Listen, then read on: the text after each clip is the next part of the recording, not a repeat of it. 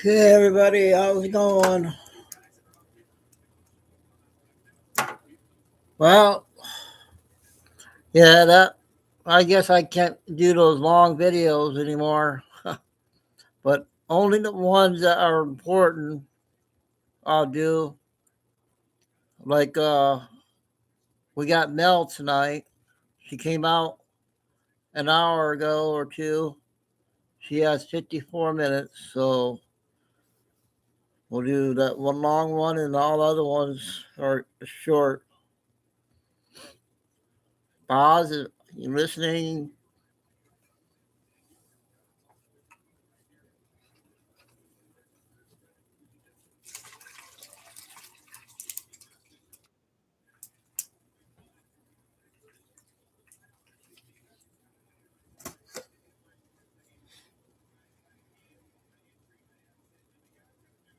Yep. Same here, all right. How's it going? Yep. It's been a crazy day today. I can't do over an hour videos anymore, so we're just gonna do that one hour one that Mel. Only the important ones we'll do, and then the rest will be the short ones tonight. Because everyone likes to listen to Mel, so we'll do some short. I got three video short ones on Trump. He spoke for 6 minutes, and then another 6 minutes with the group. He's, I think, I don't know if he's in town or he's out of the country. I don't know.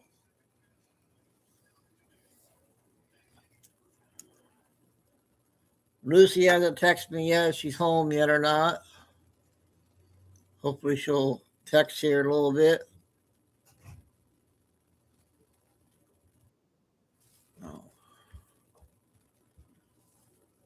I guess there was a shooting or a stabbing in Washington, D.C.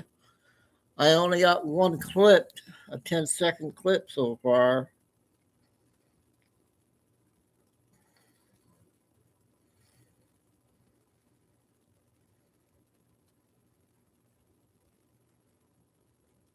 Another earthquake.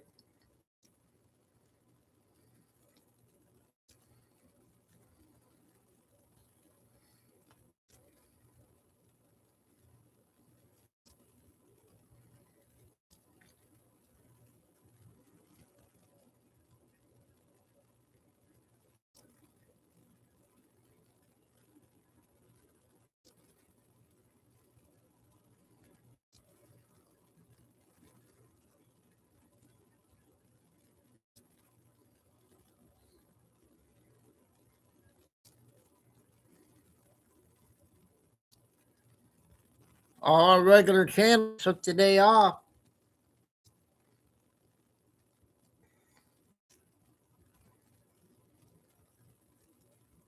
Have some breaking.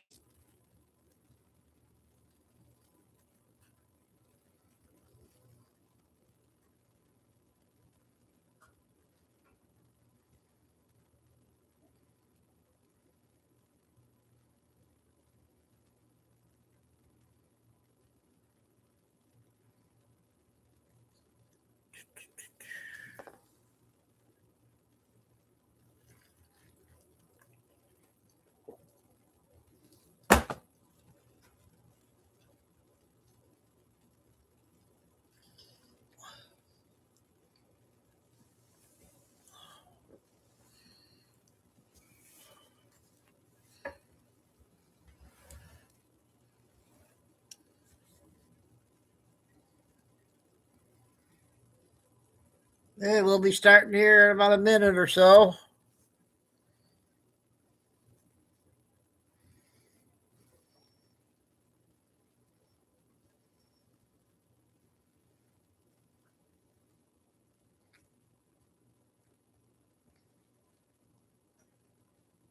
Terry. So is your winter over yet?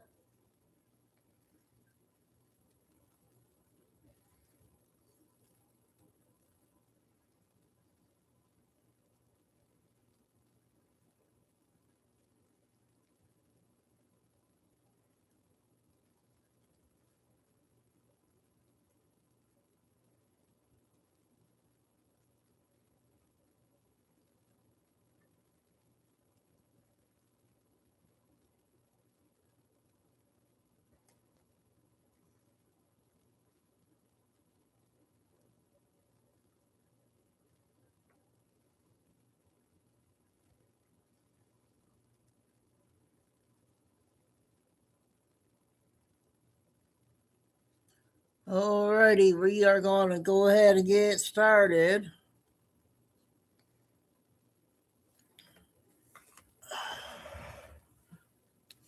Well, we got 10 showing, 3 in chat.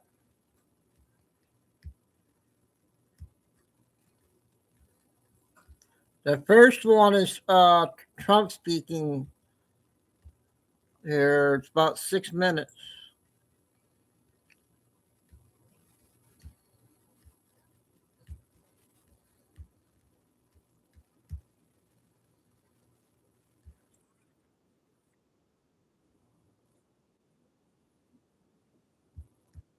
Epic fury, one of the largest, most complex, most overwhelming military offensives the world has ever seen. Nobody's seen anything like it. We have hit hundreds of targets in Iran, including Revolutionary Guard facilities, Iranian air defense systems. Just now was announced that we knocked out 9 ships plus their naval building, all in a matter of literally minutes. Iran's formerly supreme leader, Ayatollah Khamenei, is dead. This wretched and vile man had the blood of hundreds and even thousands of Americans on his hands and was responsible for the slaughter of countless thousands of innocent people all across many countries. Last night, all over Iran, the voices of the Iranian people could be heard cheering and celebrating in the streets when his death was announced. The entire military command is gone as well, and many of them want to surrender into saving their lives. They want immunity. They're calling by the thousands. Combat operations continue at this time in full force, and they will continue until all of our objectives are achieved. We have very strong objectives. They could have done something 2 weeks ago, but they just couldn't get there. Earlier today, CENTCOM shared the news that 3 U.S. military service members have been killed in action. As one nation, we grieve for the true American patriots who have made the ultimate sacrifice for our nation, even as we continue the righteous mission for which they gave their lives. We pray for the full recovery of the wounded and send our immense love and eternal gratitude to the families of the fallen. And sadly, there will likely be more. Before it ends, that's the way it is. Likely be more, but we'll do everything possible where that won't be the case.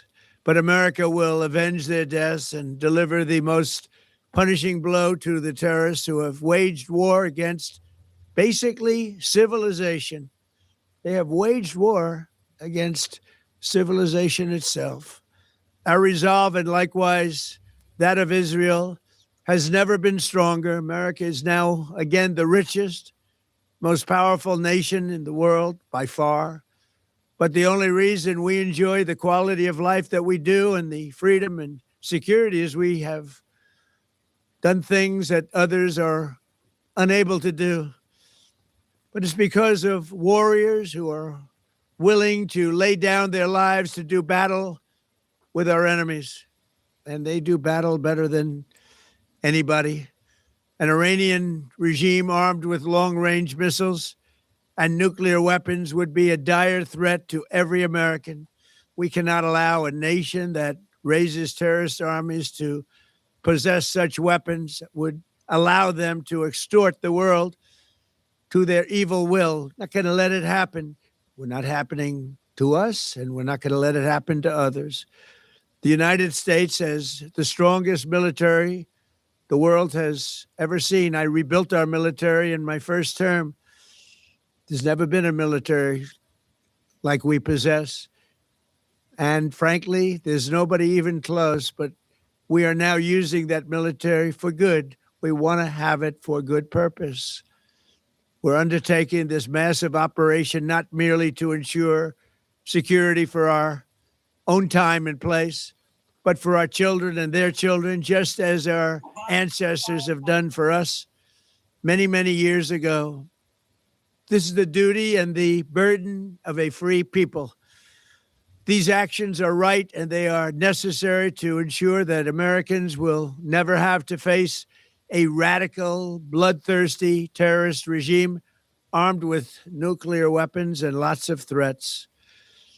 For almost 50 years, these wicked extremists have been attacking the United States while chanting the slogan, "Death to America" or "Death to Israel" or both. They are the world's #1 state sponsor of terror.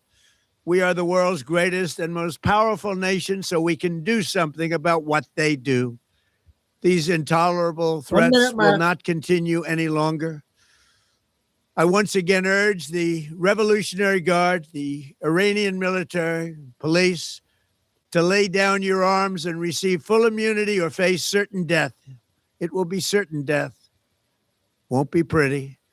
I call upon all Iranian patriots who yearn for freedom to seize this moment, to be brave, be bold, be heroic, and take back your country. America is with you. I made a promise to you, and I fulfilled that promise. The rest will be up to you, but we'll be there to help. Thank you. God bless you to our incredible warriors, and God bless the United States of America. Thank you. Okay. I had the other one, but I can't find it right now.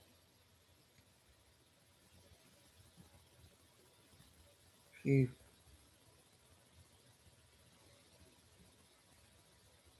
601.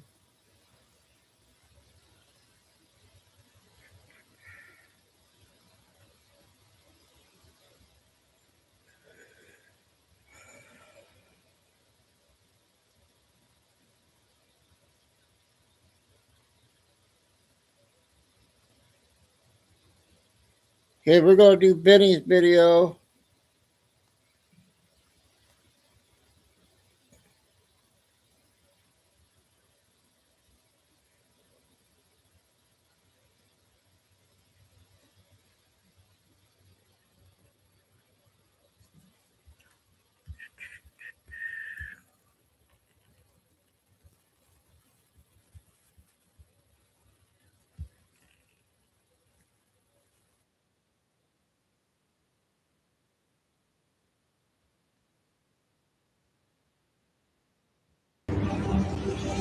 God for intuition. We were right. We were right. We were right. The moment that we heard that there was a shooting in Texas last night, we said this is going to be Islamic terrorism as a response to President Trump taking out the Iranian regime. And lo and behold, we were correct, and demonstrably so. Now, as we initially said, this is something that is going to be a product of America's broken immigration system, bringing people here that are incompatible with Western civilization. And that is what we found.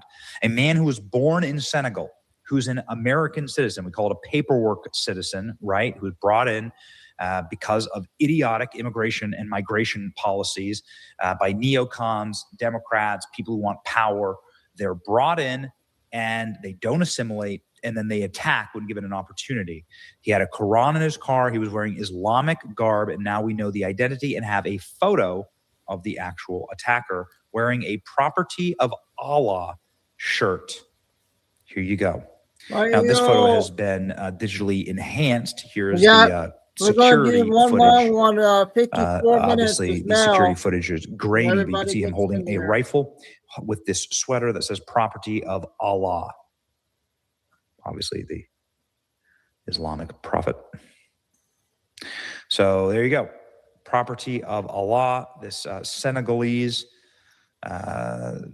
native who was born there, brought here to kill Americans. And so I hope that guys like Ted Cruz, I hope that people who are like so thrilled about the unlimited infinity immigration from the third world are really happy with themselves right now.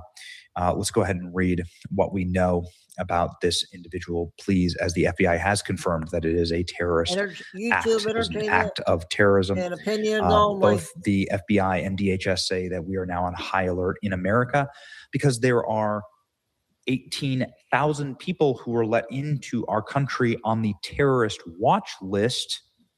I wonder who they are. I wonder what associations that they have, what religion they practice. This is reportedly the moment where the shooter in Austin, Texas, was put down. His name is Nadiga Digane. He wore a Property of Allah sweatshirt during the attack, sending a message. He's 53 years old. All right, here we go. Here's the perp right here. He's now dead after he killed two. Property of Allah. I mean, they're not being subtle about it, are they? A hoodie, possibly out for vengeance in the U.S. attack on Iran. Law enforcement sources said. Now, there are people who have scraped his social media and say that they have 100% positive indications and hits that this individual was, in fact, resorting to a counterattack based on what America had done in Iran and bombing the regime there. 53, he had a Quran in his car, and he was wearing an undershirt featuring an Iranian flag and Iranian symbols when he opened fire at Bulford's backyard beer garden, University of Texas Austin campus, sources familiar say. Digane, U.S. citizen originally from Senegal, was paperwork naturalized in 2013. He applied for asylum in 2016. Isn't that perfect? The asylum seeker. He's so asylum. He definitely is here just because he looks at America to be his great rescuer, right? All asylum cases need to be thrown out immediately. It's such a broken system. It's such an abused system. Look at this bar where Americans are just out happy, like having, like chilling out, having a good time. And then you have this paperwork American that gets brought in because he's so persecuted in his own country. This is exactly what happened with the National Guard shooting in Washington, D.C. Sure. And this is what we're finding out per multiple federal law enforcement sources to our own Bill Malhusian. The Austin mass shooter is a 53-year-old naturalized U.S. citizen who was born in Senegal and was living in Pflugerville, Texas. Material recovered from his person and inside the vehicle give possible indications of a nexus to terrorism, as the FBI announced earlier today. And remember what we said he had in his possession and was also wearing. The shooter was wearing clothing that said Allah on it. His sweater said Property of Allah. And there's also known to be an undershirt with an Iranian flag and other materials inside. And remember what... They're not being very subtle, and they won't be subtle. We had an open border. We let millions of people that don't belong here into our nation. They broke our laws. This should, if anything, I'm looking for silver linings here. If this is a silver lining, you should use this as an opportunity to get all of America on your side for real mass deportations. No more judges, no more of this BS like, Maryland man, no more of this. Mass deportations now. Property of Allah sweater, Quran in the car. They're not here to assimilate. They're here to kill us. This was crazy, man. A asylum seeker, right? No. There's no such thing. Seriously, there's no such thing. The American citizen born in Senegal was living in Pflugerville, Texas. The shooting is investigated by Muslim ideology. Quran found in car. Texas has been completely Islamified. Yeah, look at the number of new mosques in Texas. Yeah, the map of new mosques in Texas is really, really terrifying. How many pissed off Muslims are in the United States right now? Well, millions. The third world mass shooter who killed Americans in Austin. We shouldn't have to live with these people. Obviously, there's enough problems in this country already, ladies and gentlemen. Okay, so we have some pretty dangerous stuff going on all around the world right now. Brianna Moreno says, I've located the Austin shooter's Instagram account for legal reasons. Once his ID is confirmed, I will share, clearly motivated by the attacks in Iran. I thought that Brianna had a really interesting map here. Here are the maps of brand new mosques in the Dallas area. Jeez. Texas has been sacrificed to the jihadist. Greg Abbott is now forced to guard energy facilities, is likely a hot target. We've imported these problems. Americans need to begin having an uncomfortable discussion. You know, it's called remigration. You have to go home. You can't stay here. You have to go home. Closing time. Things are getting dangerous, obviously, around the world, and we fear that there will be more attacks. We're obviously seeing attacks on American bases all throughout the world. This is in Qatar, seeing massive attacks at U.S. consulates and embassies throughout the world. Look at this. This is in Pakistan. And we're seeing massive attacks even in our bases in Iraq. Protesters are dead, 30 at least protesters dead. And then you can see here the crazy footage of bulldozers storming the green zone in Iraq, trying to bulldoze our American embassies to the ground. Wow. I'm so glad that we fought and died and sacrificed trillions and trillions of dollars of American treasure in order to rebuild Iraq. We're such great liberators. You know, this is them welcoming us as liberators. Like, you know, honestly, F all of this. I'm so sick of this. I'm so sick of these like cultures. I'm so sick of these people. We don't have to be the masters of the world. We don't have to like be welcomed as liberators. We just have to protect our homeland. And this, ladies and gentlemen, is the flames of our embassies around the globe. It's very, very frustrating and irritating. Ships are ablaze. Anyway, it's just dangerous out there. Please keep your head on a swivel. Go to class. Get your open carry. We've imported our problems here. We've imported this here to the homeland. We must protect ourselves. Anyway, stay extremely safe and extremely salty out there. Property of Allah is here, and they're not here to assimilate or for asylum. It's your boy Betty. Like, share, subscribe. Okay, the latest on the shooter from last night from Vinny. Okay, I got the other 6-minute clip.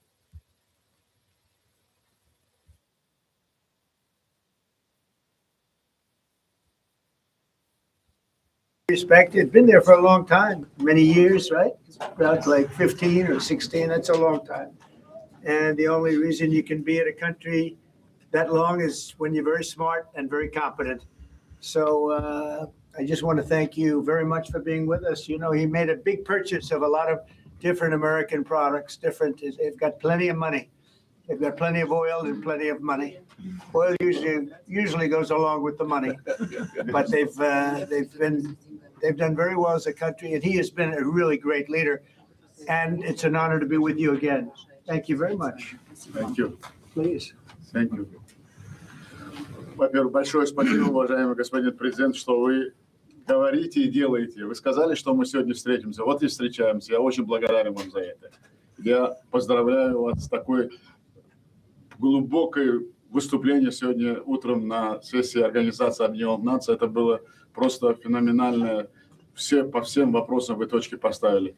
Конечно, то, что мы с вами договорились в ходе телефонного разговора, все выполняется. Я еще раз хочу вас поздравить, что вот все конфликты, 7 конфликтов вы прекратили. Особенно самое главное для нашего региона между Азербайджаном и Арменией вы конфликты решили. Я еще раз повторяю, вы как никто достойны Нобелевской премии. Мы это говорим и будем говорить. Так что я еще раз, все вопросы, которые мы договорились, выполняются и будут выполняться. И я хочу, чтобы мы дальше продолжали наш диалог. Вам большое спасибо, что вы составили такую программу, которую мы будем вместе с вами продвигать вперед. Благодарен я вам за это.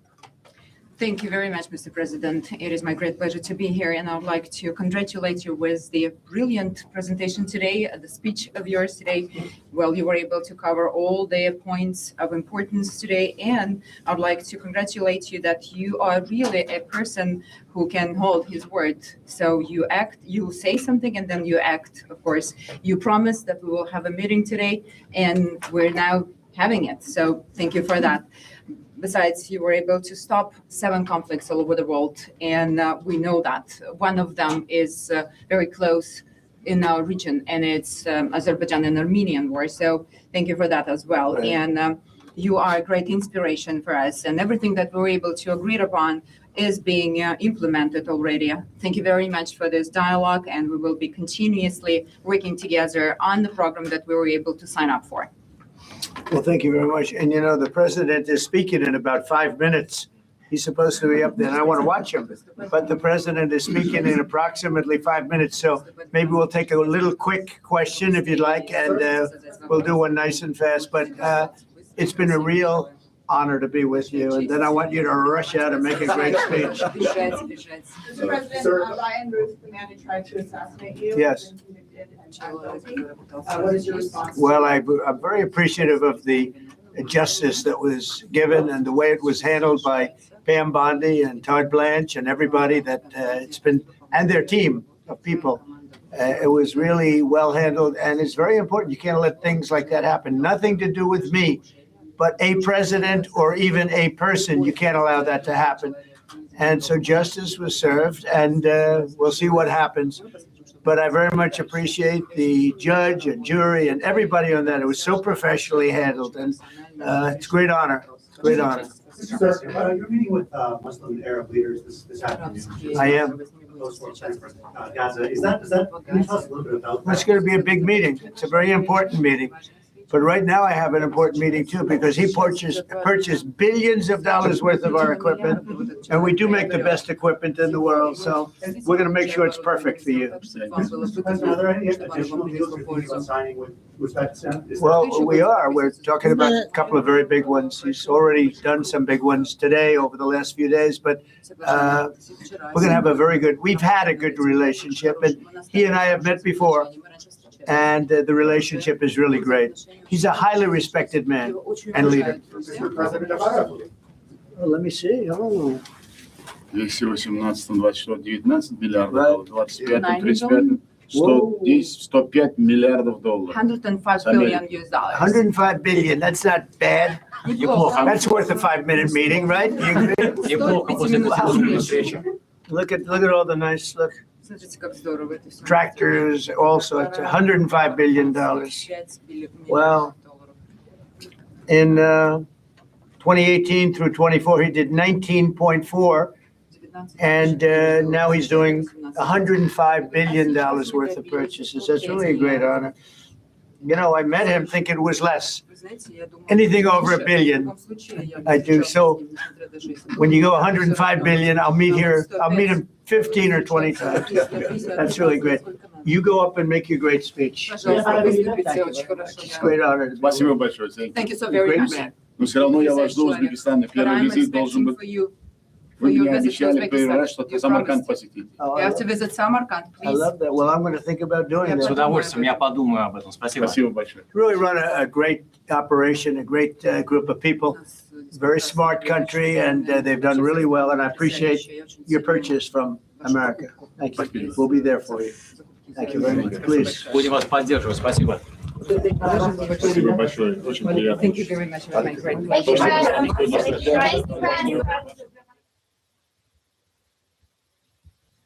Okay. I don't know where he's at speaking there. Next two short ones, about 6 minutes, is Trish.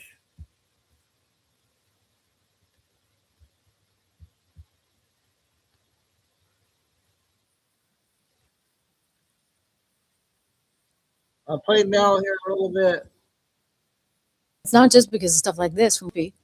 I'm not I didn't know if sure. he'd moved on to another 25th piece. Amendment. Right, it's time. 25th Amendment is time. It's time. It is time for her to go. All right. I think we need the 25th Amendment for her. Anyway, the FCC is conducting this investigation. It's been kind of heated because they're conducting it not into just all of Disney and all of ABC, but specifically into The View. And they're conducting it over the equal time rule that the FCC under Donald Trump, Brendan Carr, is actually enforcing for the first time. And what the equal time rule is if you're going to have a candidate from one side of the aisle on, you got to have the candidate from the other side of the aisle on. And this happened recently with Jasmine Crockett. They brought Jasmine Crockett Oh, she's good for ratings, right? Maybe not.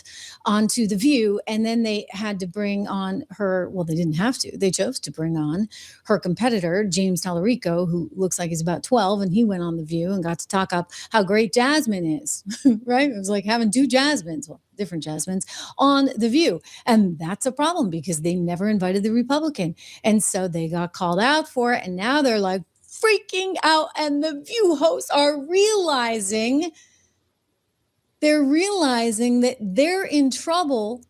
And so they got to do something different. And the different is possibly bringing on a diversified list of guests.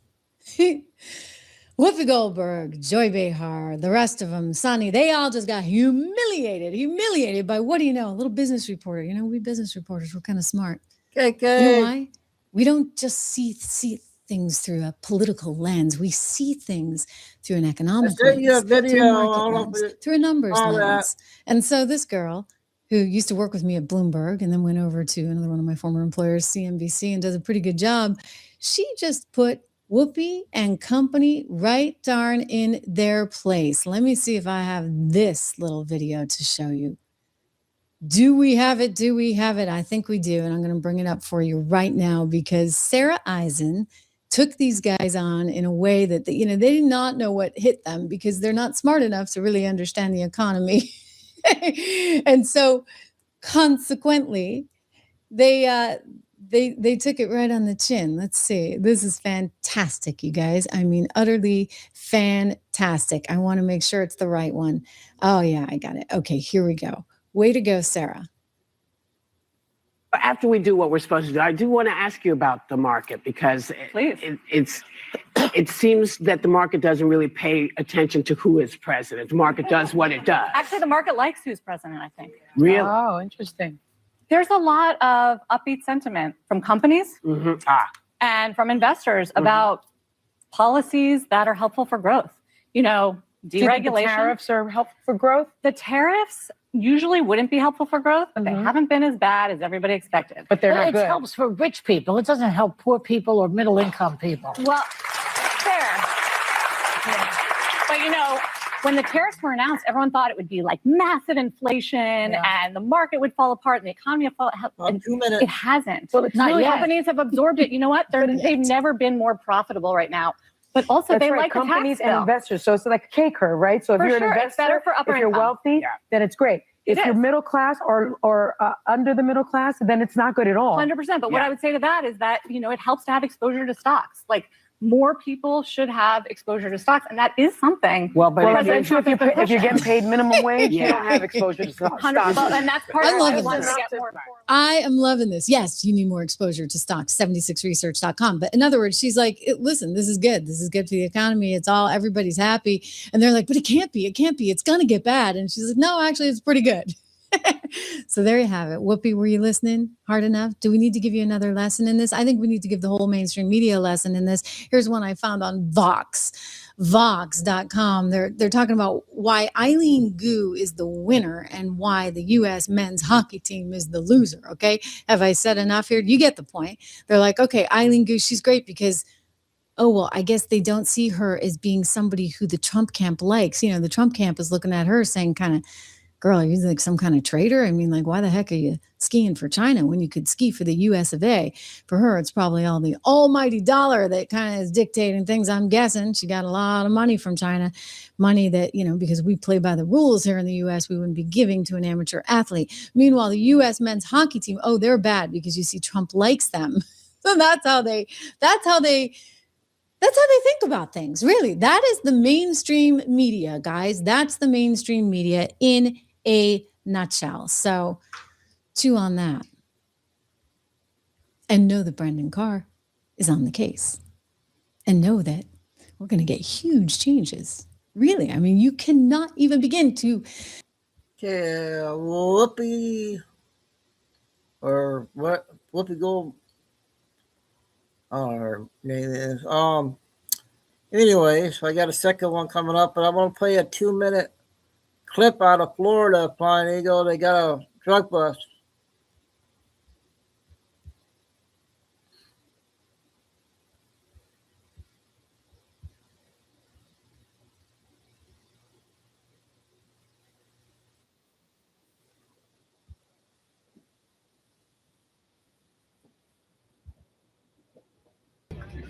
right, boys, game time.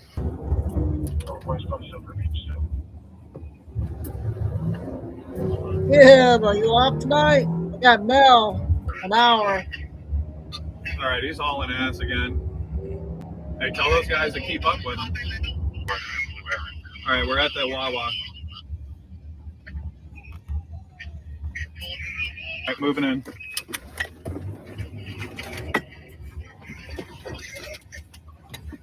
That's Yeah, today we went after one of our prosecution team's targets. CBP's been following them for a couple of days for us. Got out early this morning, identified the subject during a known route, and came and did a stop here today. You're under arrest because you have a warrant for U.S. Immigration and Customs Enforcement. Okay, you violate your status in the United States. You can't be dealing drugs in the United States as a legal permanent resident. That's not how we operate here. illegal drugs? Your criminal record doesn't show that. Have a seat.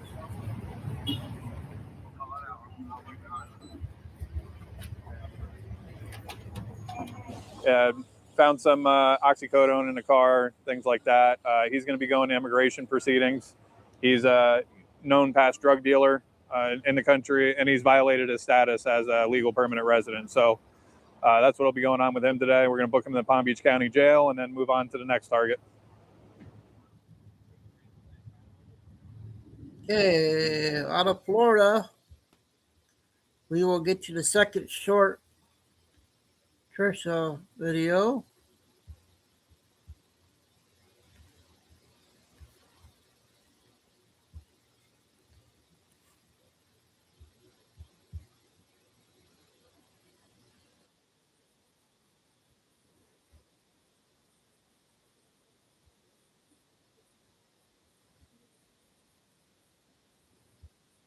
Really good interview with Harmeet, and he's smart, right? Because he heard what we all heard, and he's like, whoa, whoa, whoa. He let her finish her sentence. And he's like, whoa, whoa. I don't know if we played slow this down. one or not. What did you mean by that? Because you kind of dropped I think we did. kind of a big spectacle in our lap. Let's go back to Harmeet and Benny. To see her contempt and right. I thought so. Sorry about that one, you guys. Okay, let's do this one.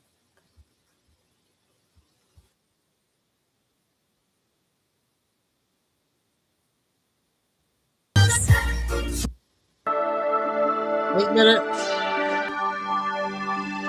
Hey guys, welcome to the Liberal Hive Mind, a channel solely focused on exposing the abundant hypocrisy of the left. And of course, here's the meme of the day brought to you by 5mind.com. Well, you know, there's all this talks of an Epstein cover-up, right? This accusation towards Donald Trump as if he and his administration are covering up the files, they're protecting the most nefarious actors out there. But of course, this narrative is so patently ridiculous. But some might say, well, how do you explain him calling it a hoax? How do you explain him fighting the release of the files? Well, isn't it obvious? He knew exactly what Democrats were going to do. He knew that his name in some way, of course not in a criminal manner, but his name was going to show up in those files, and Democrats would instantly try to pounce on that and weaponize it. And that's exactly what they did, not to mention what Ro Khanna did and other Democrats, falsely implicating and doxing people from the files. You know, there's actually a logic, there's a rationale behind what he was doing and what he was saying, yet so many people took it to that level. It's a, quote, cover-up, and especially left-wingers have been trying to craft and run with that narrative. But let me ask these people, who the hell do you think you are when your party is the Epstein cover-up party? I mean, come on. Is it not obvious? Not to mention the Epstein-connected party, you know, just casual connections like Epstein in real time coordinating and coaching a top-level Democrat senator what to say during a congressional testimony. But yeah, it's obvious the hypocrisy here is pretty much as deep as it gets, and it just got even worse. The latest update to the Epstein saga is once again unraveling a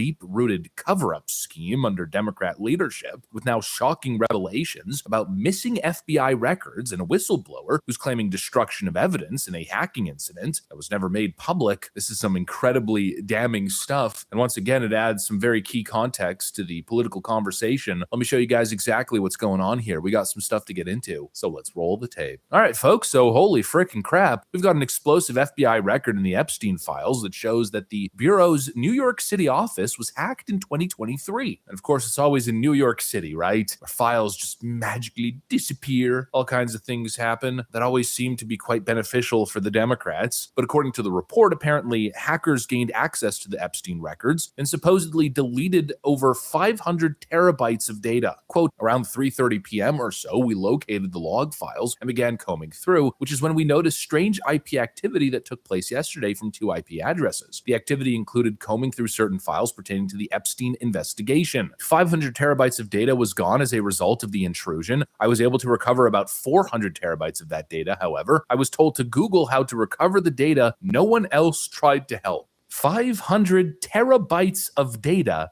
deleted. And apparently they were only able to recover 80% of the total. And please, I want people to understand the significance of that. Terabytes of data, these are not kilobytes. We're talking a massive amount of files, videos, documents, photos. 100 terabytes missing is freaking insane. I mean, just think about it. I've been recording videos for a very long time, not to mention audio, and I still haven't filled up a 2 terabyte drive. Just to give you an idea of the massive scale here. I mean, what the hell is this and what's missing? Who's behind this? You know, that's an interesting question, right? I mean, who the hell hacked the FBI and nobody even knew about it, apparently? And also, isn't that so convenient? And notice how it happened under a Democrat administration, as all this information is now coming, showing us that most of the people who are closely connected to Epstein happen to be high-level Democrats. Bill Clinton, of course, I'd suggest is probably the highest-level Democrat in the pool of Epstein miscreants. But you had this situation under Joe Biden's leadership where 100 terabytes of data were allegedly lost, and they never even acknowledged that it happened. This happened under Democrat watch, and they shoved it under a rug. You've seen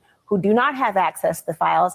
How can they be confident that the Attorney General, Bondi, leading this charge, or others who are in charge of providing documents, that they really will do so in the interest of justice? For starters, you have a bipartisan oversight committee actually working to actually go into all of this, right? We're interviewing the Clintons tomorrow. To be clear, I mean, the destruction of evidence occurred under previous administrations, and that in itself, if you look at the network that was involved with Jeffrey Epstein, to think that there aren't shady things happening in your government, I think would just be a lie to the American people. The fact is that we did have someone come forward. They did say that there was destruction of evidence under the former deputy director of the FBI. And even if you're looking at the original plea deals that Jeffrey Epstein was given, you know, when he was first charged, and then also more recently when he then committed in New York, I mean, he should have never gotten off. He should have never had his sentences dropped down to the way that he did. And there are marks of intelligence surrounding this as well, whether it was foreign or, you know, our own. But I don't think that we're ever going to get the full picture. Possible destruction of evidence. And if that's true, it's possibly pointing to a deliberate sabotage inside the FBI, potentially to protect the elite tied to Epstein. Don't you find that interesting? And especially within the context of the current discussion relating to Epstein. Well, it's kind of hard to call it a discussion when we're dealing with people who don't really discuss things. Rather, they just yell obscenities like absolute freaking unhinged lunatics. But you got all these leftoids talking about a massive cover-up. Ooh, a massive cover-up. But not one of them talking about how under Joe Biden for 4 years, they never even mentioned the Epstein files. And they never even mentioned the fact that the FBI was allegedly hacked and roughly 20% of the Epstein files just poof vanished. So convenient. The absolute hypocrisy from the left-wing side. Now they want to talk about the files, but they did nothing for 4 years straight under Joe Biden. They ignored it. I mean, look at what this Democrat just said on CNN. Everybody is tired of the political games. The people are just tired of this. I mean, why would you question Hillary Clinton in the first place? I read her statement today. She said, I've been fighting for women and girls my entire life. Why are you questioning me instead of working to make sure all the files are released? Why are you coming after me instead of making sure that the redactions are proper redactions that protect the victims and expose some of the powerful people and their politically connected people? Why are you questioning me instead of questioning the guy that said, I want to go to the wildest party that you have on the island? When is that going to be? Why are you not questioning the Secretary of Commerce Commerce who says, I wouldn't go near that disgusting guy. And then it turns out he did go to the island. Why did you not ask those questions for the 4 years in which you had control in I was never the White paying House? attention to this issue. I have to be honest. It was No, not I a big know. issue. And it Why now then? Yeah, because Why now? It's That's not my political. big issue. You never heard me talk about it You before. seem pretty passionate. Because I'm here tonight to talk about this issue, and I'm disgusted by the fact that the American people don't know who to trust about anything. What did you think about when your colleague Ro Khanna went down to the House floor and doxed 4 people who apparently had nothing to do with this whatsoever? Did you think that was a good use of time? I actually didn't know that it happened. It wasn't even on the radar. Yet now we're supposed to sit down and be lectured by these fools about redactions in the files or hiding the files. I mean, what a joke coming from the freaking Democrat Party that just released this as the official audit report on healthcare fraud in Minnesota. Not to mention, we saw what happened in Washington state, where all the daycare fraud started to pop up in Minnesota. Democrats in the state legislature immediately passed a law to seal all the data related to publicly funded daycares in the state. Yeah, these are the cover-up champions. These are the CEOs of freaking cover-ups. They covered up the Epstein files for decades, and now they want to lecture us. I got 2 words. Piss off. How about 5 words? Piss off all the way. Anyways, just more proof to that utter hypocrisy. I mean, the shamelessness of the left, once again, seems to have no bounds. Just like they were open borders for 4 years freaking straight, borders are racist, let all the terrorists and criminals in, and then the moment election season came, all of a sudden they were border hogs. Only they could be trusted on the border, and Donald Trump was a threat to American sovereignty. The way these people can be on the opposite side of an issue, or in this case, can cover up for the most disgusting of crimes involving connected elites, the way they could be on the wrong side of the issue for such a long time and then try to flip the script, it's just unreal. I mean, the level of shamelessness is truly disgusting. Anyways, that's pretty much what I got. Thanks for watching, and I'll see you on the next one. Okay, that one channel there on YouTube. I got a few, about 3 short, 1 8-minute one on what's his name? He's on TikTok now, and a few short ones. I want to play this 2-minute one.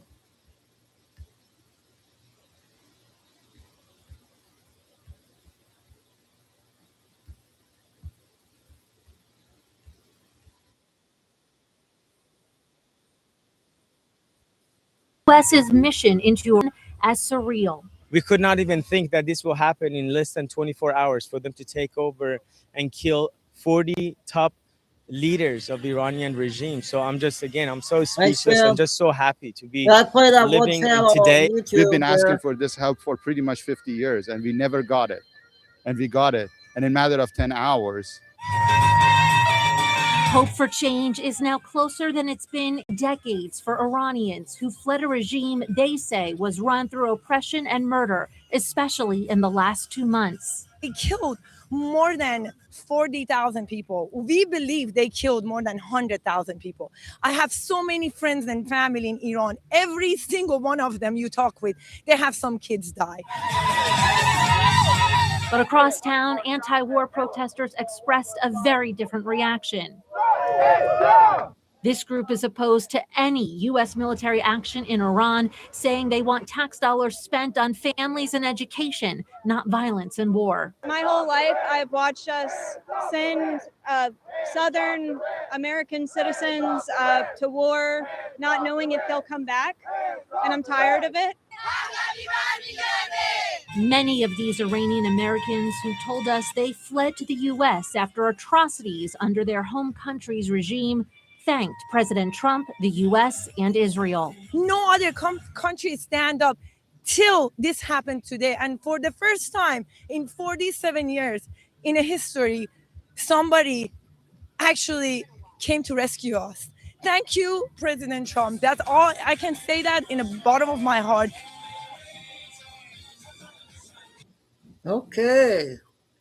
So, yeah, a lot of channels are out Back with today. continuing live coverage. No Doug, no Q, but I got other intel.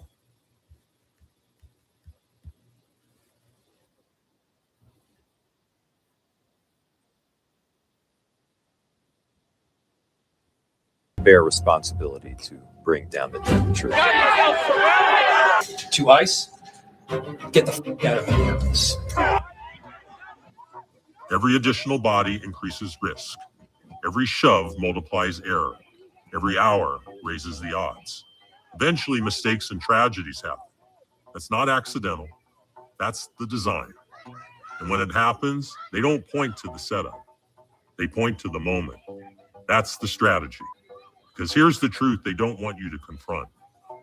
When the opposition is succeeding in the polls, in economic performance, in restoring order, in driving crime to generational lows, reality stops cooperating with the message. The promised collapse doesn't arrive. The crisis narrative weakens. Fear loses its leverage, and corruption becomes visible. And when reality contradicts ideology, ideology doesn't adapt. It tries to survive. It escalates, not to win the argument, but to invalidate reality itself. Success is the threat. Peace is the threat. Because success dissolves grievance. It exposes emptiness. It reveals that power was never about solving problems.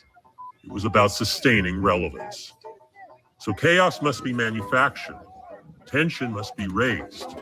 Sacrificial lambs are placed in the streets. Not because leaders don't know what will happen, but because they do. My friends, we're all anonymous. And this isn't chaos by accident.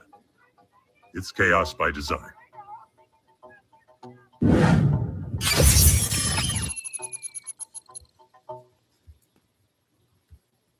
Okay, we got an 8-minute one.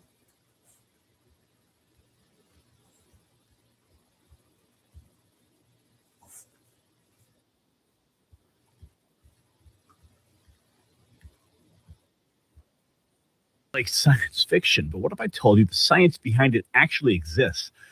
Well, there's peer-reviewed research that's sitting in the National Institute of Health database, published in journals like Nature Medicine, Cancer Medicine, and ACS Nano, examining red light therapy and PEMF studies from the Natural Cancer Institute, UT Austin, and Stanford Medicine. Some with over 5,000 citations, right? 5,000. Integrative oncology centers are already incorporating these findings into their protocols. Now, Jonathan Otto, he spent years compiling this research, and his book, The Cancer Off Switch, was endorsed by Dr. Antonio Jimenez, who's the chief medical officer of the Hope for Cancer Treatment Centers with over 30 years in integrative oncology. Well, today, Jonathan walks us through the blockbuster studies and explains why what people call medbed technology may already be here. Jonathan, welcome back to the show. Want to get right into it because you've compiled research for major institutions on red light and PEMF therapy. We're blessed to have the devices in our home. You sent them to us. Our family has reaped the rewards. But before we dive into specific studies, tell us about Dr. Antonio Jimenez and why his endorsement of your work it really matters. And I mean, what is Hope for Cancer Treatment Centers doing with this technology? I remember when my mother had cancer, she sadly passed away from it. It's left a scar on our family. And we were looking for all kinds of technologies and alternative therapies to try to treat her. And there were so many things that were blocking treatments here in the United States due to regulation that, going to Mexico to seek treatment was really just a financial impossibility. And Hope for Cancer Treatment Center was actually one of the places we had looked at. Sadly, it was out of our price range. And, well, we lost my mother as a result of it. So tell us what this means for you with the technology. Wow, no. Well, firstly, Gary, thank you for sharing that, and I'm truly sorry to hear it. It's the thing I hate most about this work that I do. It's the hardest part, and it's the reason why I do it, though. And may your mother rest in peace. I can't wait to meet her in heaven. These are the hopes that we and the real realities that we look forward to, Gary. Yeah. I really believe that with all my heart. I can't wait to get to know your mom, and she's it's in those moments when you're reaching for any kind of solution, and then you hit a brick wall. And what's remarkable about what you've been researching, and the technology you're providing people is changing lives. And had we only known about this, 8 or 9 years ago, we, may not have to visit a grave on Mother's Day. So that's the real reality here. So I didn't mean to cut you off, but I'm just trying to bring it back to that point. Yeah, because it's so important when we're up against those roadblocks, and you guys are removing those roadblocks. So tell me more. Yeah. Thank you, Gary. Absolutely, yes. So with the Hope for Cancer Treatment Centers, it's a great choice for people when they're in these situations, because they use these types of technologies, because they are very much helping lead that conversation. And 20 years ago they were implementing red light therapy, not just last year. And so it is an honor for me that Dr. Tony Jimenez uses my red light company for his own personal health, and he's now rolling this out with his patient program to make sure that they don't just have the 3-week treatment, they continue on and they're getting the best results. And so that's a huge honor for me, because I know the outcome. And it also is amazing because of what you just mentioned. And Tony has told me that for every 10 people that tried to get treated there, about 1 out of the 10 are able to afford it and be able to do it. And that is the most heartbreaking part of his career, because they're hand and foot, so you've got so many personnel and staff. It's not typically covered under insurance and all these types of things. So it creates the necessity for affordable at-home solutions to work as both preventative and for remedial care. I mean, the price tag to go down there, it was sticker shock. I mean, for our family, we said, how do we pay for something like this? And that's just one of the roadblocks right there, is the financial, and then of course the regulatory. But that's the miracle you're bringing to the United States here, is the technology that's now accessible. You don't have to travel far. You can travel to your bedroom or your sitting room, and you can experience the same healing results that my family is already experiencing now, because you've blessed us with this technology. So continue. Let's talk about this research itself. The National Cancer Institute been studying photoimmunotherapy since the 2010s, published in Nature Medicine, over 1,000 citations. What did this research explore, and why was it so significant? Yeah, absolutely, Gary. Well, what we are finding in these clinical studies on cancer is that light is directly interfacing with how the body is dealing with complications, disease, even detoxification, and it's helping us at a cellular level. And through energy production, we're able to then harness how the body is able to deal with any kind of toxic threat, even even if it's another condition. Let's say it's dementia, an autoimmune condition. We're dealing with a fatigue of the body due to a fatigue of the cells. And what is it that they lack? It's energy. And cancer thrives in low voltage environments. Cancer cannot thrive in a body that has high voltage, that has adequate cellular energy. And this is why we put light into the body through a process of simply shining red and near infrared light. This 600 to 1100 nanometer range is what directly interfaces with the mitochondria. Mitochondria are filled with these light receptors called chromophores.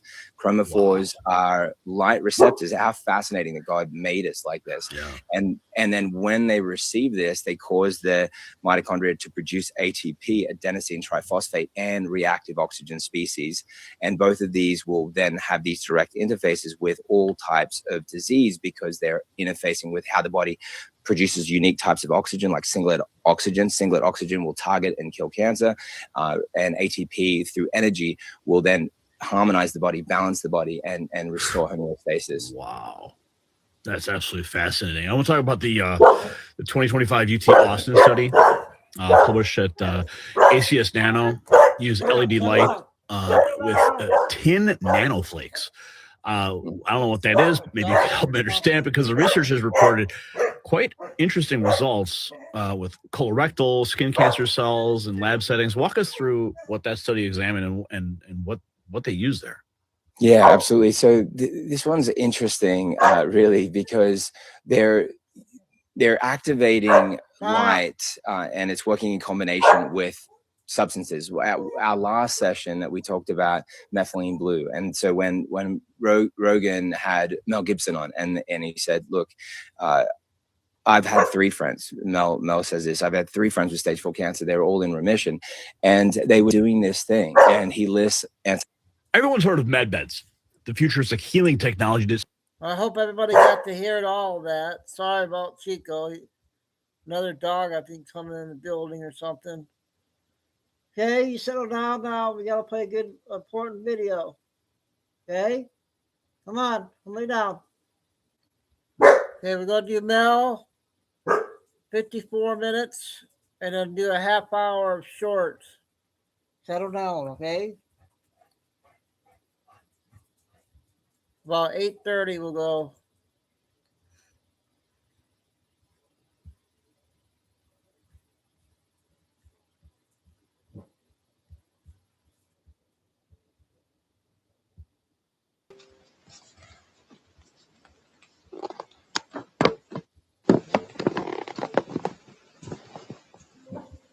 Chico.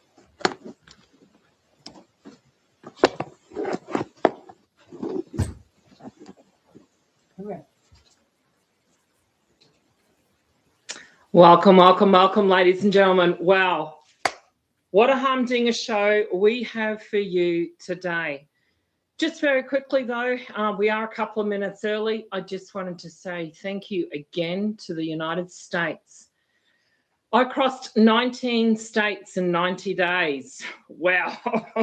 I think that's almost more than what some people do that live in the States. Anyway, so thank you again for all your love and support across the US. As I said, we started our travels in Los Angeles through to San Antonio, Baton Rouge, Montgomery, Atlanta, Georgia, Jacksonville, Florida, Orlando, Florida, Sarasota, Washington, D.C., Chicago, Milwaukee, and as I said, crossed many, many states along the way. So thank you again to the United States. What a wowzer of a time I have had. I do apologize. We had quite a big traveling 3 days. I was on the train, and of course we had major delays, and I was stuck in traffic, so to speak, but all for a good cause. Just to let everyone know, the part 1 that I was so rudely interrupted last Sizzling Sunday was in regard, of course, to the 401ks, the strategies and alternatives, and of course the gas tax mechanisms. And we talked a little bit about the stock market before. As I said, we got rudely interrupted. I'm going to be talking about that on Holly's show tonight. Her and I are getting together, and that show should be put up sometime either late this evening or tomorrow morning. So keep an eye out for that one, ladies and gentlemen. It's going to be very, very interesting. As I said, I do apologise for that. They obviously did not want me talking about that on Telegram. So how ironic is that? Yes. So we'll talk a little bit more about, of course, on Holly's show about the cold wallet vaults versus the exchanges and utilising the quantum blockchain. So there's something to look forward to as well. So that'll be with Holly this evening, and that should be posted, I believe, either tonight or tomorrow. So now that it is hit on to the 11 o'clock, welcome, everybody. Let's talk about what is going on. Well, gold has remained steady, even though there is a war going on. Quite interesting. We're going to talk a little bit more about the war in a short moment, but let's talk about things that of most importance. We're seeing a lot of the central banks, their profit. They've got all profits. We're talking about countries such as the Congo, the Costa Rica, the Philippines, and even Saudi Arabia. How interesting times are. They all got profits, but these profits are going back into purchasing the gold assets to back your currencies. Get excited. There is still movement at the station for the word that passed around. The word that passed around, ladies and gentlemen, is, of course, that being the greatest transfer of wealth that we are all waiting for. So Very exciting. As I said, interesting how Saudi Arabia's central bank is also holding strong and steady, even in the brink of war. Talking about war, let's talk about the Department of War. Well, let's have a look at the fact that they, just before the State of the Union, fancy this, 17 minutes before the illustrious State of the Union, they did post in Twitter a very interesting post of an EBS signal. And inside that EBS signal, of course, were drones. How ironic. Look to Twitter on Friday. And of course, Friday we then saw the drone attacks, of course, on the UAE, which are now, by the way, ladies and gentlemen, the UAE is now shutting down their stock exchange on Monday and Tuesday. That's going to be a progressive thing, isn't it? But getting back to the Department of War, what else is happening with them? They, of course, are now ending and have ordered all members of the military who attend some of the country's top-ranked colleges and universities, beginning the school year of 2026 to 27, arguing that they are teaching the enemy's wicked ideologies to service members. This is a sign of the times, ladies and gentlemen. This is not just a war, as in the war on the drones, but also the war on our education system. This is the changing over to our quantum education system. Department of War, you need to be following them on Twitter if you're not already doing so, or X, I should say, and keeping an eye on the minister there, because he is doing some amazing, amazing things in the Department of War. What's also going on? Let's go back to some key fundamentals. We're looking at South Africa. A very important post came directly from one of my South African contacts regarding that online banking comes online on March the 19th. Very interesting time, isn't it? So keep an eye out on that. Just another marker, as I say. What's also happening in Africa, of course, Zambia. Whoa, withdrawing 94% of their old currency notes. Another exciting key point. This is a sign of them getting rid of their old currency notes and bringing in new currencies. Gold-backed, I am sure of that, ladies and gentlemen. Talking about flipping the switch, we, of course, had Brad Garlinghouse from Ripple XRP in Sydney, Australia. He comes out and sharing his vision on the progression of the flip. He says the flip isn't a single moment. It's a culmination of a decade of hard work. We all know that XRP, Ripple, has been in the background utilizing this transfer from the central banks into the XRP ledger, quantum financial system, for many, many decades. And that's what he was referring to. What's also interesting, he mentions that it's not one switch, it's 1,000 switches. Hence why this is taking a little longer than what we all hoped and expected. But keep an eye on that, because that is very, very important moving forward. Vietnam, a very important player, of course, in the global currency reset. They have now launched their Prosperity Crypto Asset Exchange. Let me repeat that. The Prosperity Crypto Asset Exchange on the 28th of February. Prosperity. They are expecting prosperity through their crypto assets. They're calling them assets, digital assets, ladies and gentlemen, not so much the crypto tokens.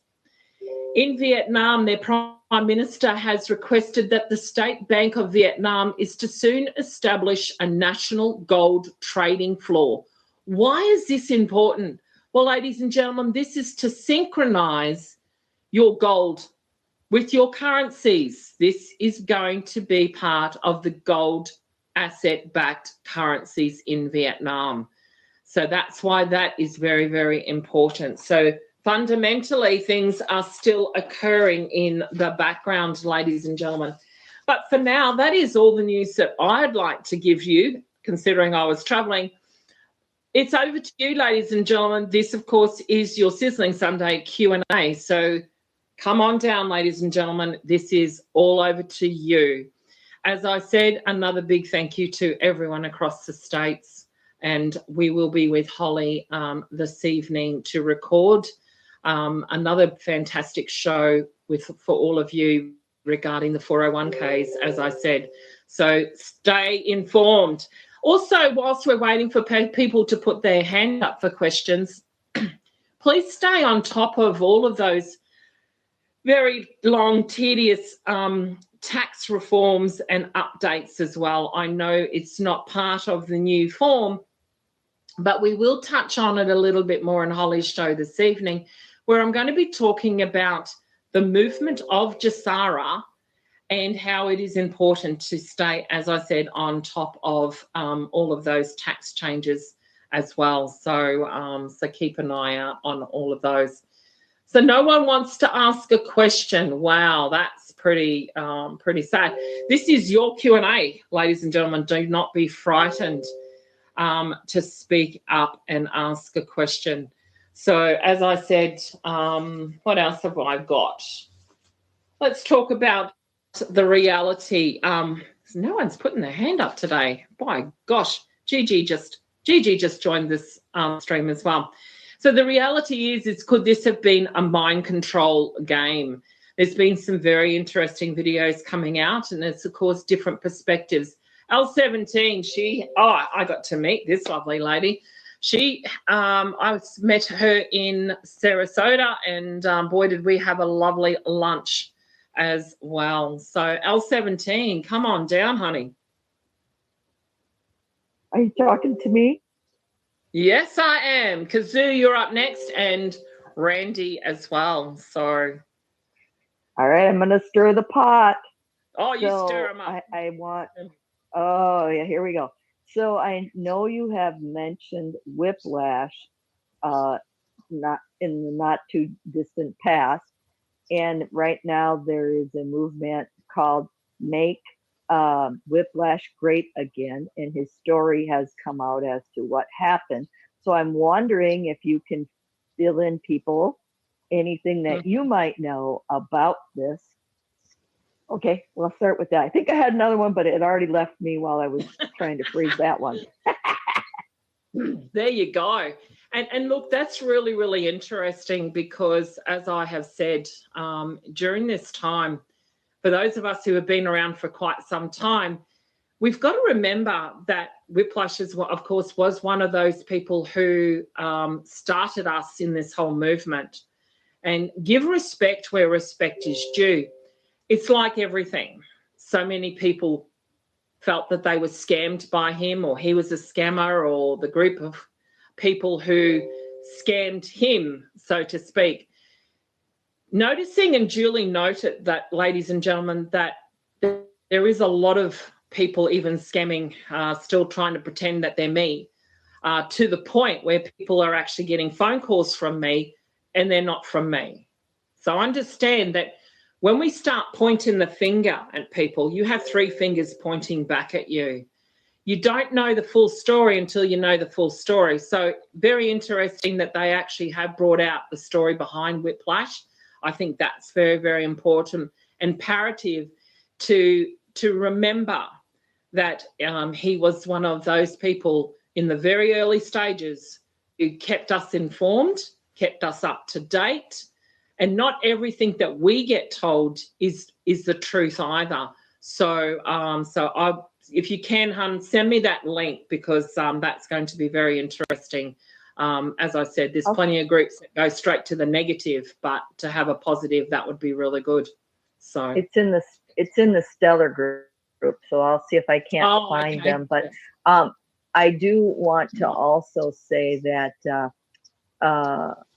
you know who Harry the Soul Coach is, I'm guessing, but he put out another recent video clip talking about the same thing, but not whiplash, that we're all going to be learning that the people we think are evil are just acting this part. So anyway, Yeah, it's absolutely. going, yeah. So I'm and I also wanted to throw this out about whiplash. From what I've heard, not from him, but from other people close to him, that he is a retired veteran of Australia. So if that be true, we all do need to thank him for his service. And that's all I have to say. Thank you very much.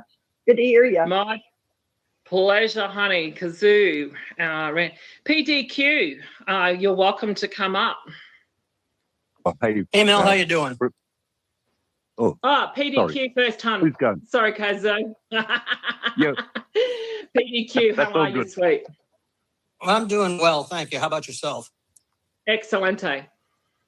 I was wondering about the thing that happened in the UK, the default of Market Financial Solutions, how they're double pledging. That's what they're saying. They're down 1.3 billion. Is that going to really hit the stock market tomorrow here in the US? Well, as I said, we see UAE dropping out on Monday, Tuesday. The UK, there's a few debacles going on over in the Asian market this evening as well. I'm expecting to see, a whole major collapse. The art of war, when war comes, what happens? Stock markets crash and this, that, and all the rest of it. So I think the one in the UK is also going to start that and escalate, with the UAE stating just a short time ago that they are about to close their stock markets on Monday, Tuesday. So I think going into this evening, it's going to, that'll be their excuse, so to speak. So you'll see different things across the world to escalate in each country. They'll have some reason or excuse of what's going on in their market. So, yeah, I'm looking forward to it, actually, to see what's going to happen. Very good, very good. Also, with the Strait of Hormuz being shut down, do you think the Bolivar might take a little bump? Yeah, I think it certainly will. It's one of those little quiet ones, isn't it, that we often don't talk a lot about, but it certainly is going to look like that. And I think with the tariffs and everything else, there was some trade deals. I think I may have mentioned it in the one that didn't get recorded. Unbelievable. But we were talking about the Venezuelans also having some trade deals with Vietnam and things like that as well. So that coincides with their currency coming back on board as well. So I'm looking forward to that. Very good. I got one more for you. I know you know everything, Mel. When's the Ukraine war going to end? Well, that's interesting. I just saw something pop up about Ukraine. I was going to mention about Ukraine. Their central bank has just come back online. Actually, the IMF, my apologies. I know what it was. Ukraine, IMF just gifted them $8.1 billion, I think it was.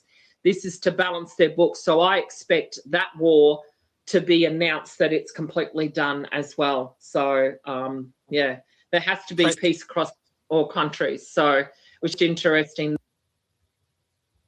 So what do you guys think of that announcement? See what happens with that. The IMF and the Ukraine. We haven't heard about the Ukraine war for quite some time, but I would expect that's going to be eliminated at the same time. Well, thank you for all you do, Mel. Love you. See ya. Love you too, sweet. Catch ya. Kaz, how are you? Yeah, you are. Yes, you're doing well. Appreciate all you do, Mel. I like the way you said kazoo. Everybody gets that wrong. But again, like I said, I just go with the flow. Whatever comes out, sometimes you don't know where it comes from. Yes, that's awesome. That's awesome. What I was going to ask you, I'm now building a new life in New Zealand after living many, many years in Oz. I am a New Zealander. And if I should have currency with one of my sons in New Zealand, is he able to redeem them? Will he have? If I can inform him on what to do, is he able to do that? 100%, absolutely. Yes. So he will be able to get the benefits that I can as well. Yeah. Yes, absolutely. Okay. Yeah. Okay, cool. Yeah, I was just a little bit sort of thinking that, Well, a lot of it to do with our frequency as well. So I don't know whether they will recognize our frequency when we even attend wherever we're going. Do you think that even does that even factor in, do you think? Yeah, look, it does factor in, Sunshine, but understand this, is that give your son credit, because sometimes our family members, although we think they're not awake, they are actually awake. They just don't want to listen to us. Mm-hmm. That's the truth. And sometimes they surprise us. They come out and say, yeah, well, we already knew that, Dad, or we already knew that, Mum. And it's just that we are going through the process. It's like the whole mum daddy thing. You try and tell them, but they never listen. It's like, don't touch the stove, it's hot. And what do the children do? They go and touch the stove because you told them it was hot. So it's the same. So look, give them credit. If he's your son, he's going to have frequencies, and it's going to be good. It's going to be fine. You know, there's a lot of other things, other factors when it comes to frequencies and things like that. So believe you me, his frequency is going to rise when he realizes this is happening too. Does that make sense? Yes. So yes. the I was a bit worried. realization of it's going to happen. Yeah, no, it's going to happen. Yes, I was a bit worried. I was putting a lot of pressure on him. Yeah, he's not. Yeah. I think he's awakening, but he's still unaware of most. But I do sense that he is awakening. So but I just thought, oh wow, I'm putting a lot of pressure on him. A lot of pressure. But I mean, he's. I told him I will inform him, and I think he's okay with that. Yeah. Yeah, absolutely. Okay. So. All right, champion. All the best. Thank you. And it's certainly coming. Yeah, for sure. Randy, how are you? And Jamie, I'm going to unmute you, doll. Randy, how are you?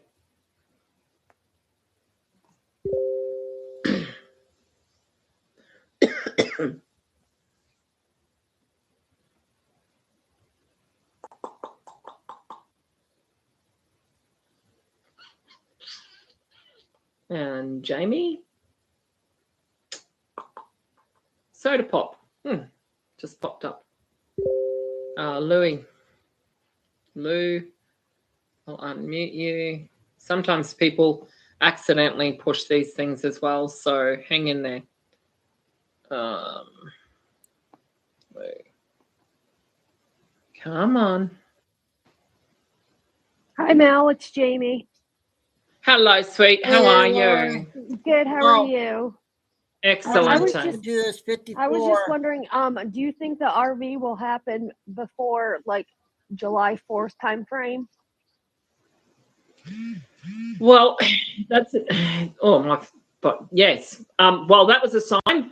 Buzzed as you said that. Sorry. My tablet was just giving me the photos of the day. Look, it's really, really tough one to say yes, yay or nay on all of that. And that's why I say focus on the fundamentals. The fundamentals are telling me keep an eye, as I said, on South Africa, what's going to happen today. This is the first of the new year. Well, not quite the new year. We're in Christmas/13th month. Who knows? But the fundamentals are definitely progressing, and they're progressing very, very fast. We're talking about countries, like I said, Costa Rica, Congo, Philippines, countries that have never, ever come to our attention before are now coming to light, and they are coming alive on this new quantum system. So is it going to happen? Yes, it is. When is it going to happen? Is anyone's guess. It really is. So I'm staying very, very, very close to the fundamentals. I like the fundamental that I heard out of South Africa, that they now have their online banking on the 19th of March. That is a huge indicator. That is one of the strongest fundamentals. You've got to remember BRICS, the BRICS pay system is your quantum system. Brazil, we know, is already online. Russia is online. India is online. China is online. And we needed South Africa, and they are coming online on the 19th of March. That, ladies and gentlemen, is huge. Do we go before then? It's possible. because, as I said, we're talking about them going online banking. So we could certainly do a redemption prior to that. We will just have to wait and see. I'm staying very, very grounded, very close to my chest. My chest is still pumping very hard because we've got a lot of things that are still happening in the next couple of days. With the stock markets dropping, is it possible this is our 3-day event? Sunday, Monday, Tuesday, Monday, Tuesday, Wednesday. We will know a little bit more too with the news coming out of Iraq this evening, because that's their first working day today, is of course Sunday. So I'm interested to see what other news comes out in the few short hours. So we'll keep an eye on it, honey. There's no indicators to say it's going to go out for that long, but yeah, definitely looking at around about mid-March. So we, as I say, we have to adjust every single time. It's not me saying that it's going to happen whilst I'm here. I'm still hoping. All right, Lucy, give us the update. Everything okay? I'll probably go at 8:30. Hoping and pray that it does happen before I leave. Or do I leave? That's another story. We'll keep an eye on that as well. So, yeah, it is getting very, very interesting, Jamie. So Thank you. Have a safe trip if you go back. Yeah, absolutely. Yeah. So otherwise they'll deport me if I don't go back. So, yeah. So, Lou, how are you? I'm good. Can you hear me now? I can certainly hear you, darling. I was having trouble unmuting you, by the way. It wasn't you. It was probably me. So, yeah. It's really bloody hard trying to unmute yourself. It's not easy, is it? No wonder you get frustrated. What was I going to say? In your expert opinion, do you think the RV will happen before Nazara Gazara, or do you think it will be at the same time? Same time. Same time. Yeah. I'm actually going to talk a little bit more about that on Holly's show this evening. So that's going to be exciting. So we're going to look at different mechanisms regarding taxes and things like that as well. So I think it will all come into play. So I'm getting a feeling in my tummy that something good might happen after Easter. Easter is a timeline, isn't it? Oh, I'm so glad you brought that up, girlfriend. You brought it up, not me. Easter has always been the timeline. So, yeah, it is becoming a very strong marker. But what's the timeline that he's talking about? As I said, can we RV and then we do the Nasara Jasara then? Or does he announce it then? We will wait and see. But there's a lot of things. I get excited every single day because there's something new excitingly happen. When does it happen? As Brad Garlinghouse said, there's many, many switches to this. So we'll keep an eye on how many more switches we got to go. But it's very exciting. I'm still very excited. I don't know how people can sit there and listen to gurus say it's going to happen tomorrow every single day. I can't do that. I look at the fundamentals and go, oh, boom. There's another boom. There's another shakalaka. I get excited about fundamentals. I don't get excited about every day waking up and listening to people tell me it's going to happen tomorrow. I mean, if it happens tomorrow, fantastic. But I get excited about fundamentals. I think that's where it's going to be at. So and I get excited listening to your shows because I don't get excited, and I'm not going to mention names, when they're like, guys, it's happening today, it's happening tomorrow, and then the next day comes, another week goes, and it doesn't happen. And I just think in my mind, in England, how can people be saying that?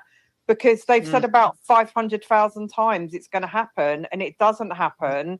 So therefore, why would anyone believe you when you say it's going to happen? Now, if you got excited, I'd wet my knickers, because I'm like, Mel's excited because Mel keeps everything close to her heart. Like, I listen to what you say because I feel you give a very balanced and honest, factual fundamentals that we need to go by. So I really appreciate that in you, and thank you very much. One last question.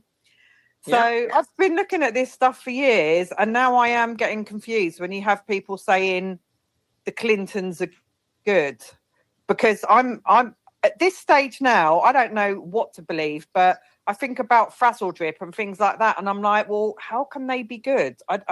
I'm getting confused. Is there anything you feel you can share on these things? Yeah, look, there is really, really bad people, and they were very, very bad. I don't expect them to be one of those bad people that come out and to be good. I think where the confusion is that there's a lot of actors who have acted bad characters, whereas the Clintons, they were bad. Simple as that. End of story. So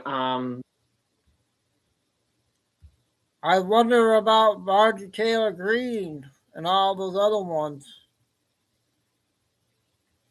So yeah, I think there's so many elements of the reality. I actually mentioned it just a short minute ago about the reality of what you're seeing.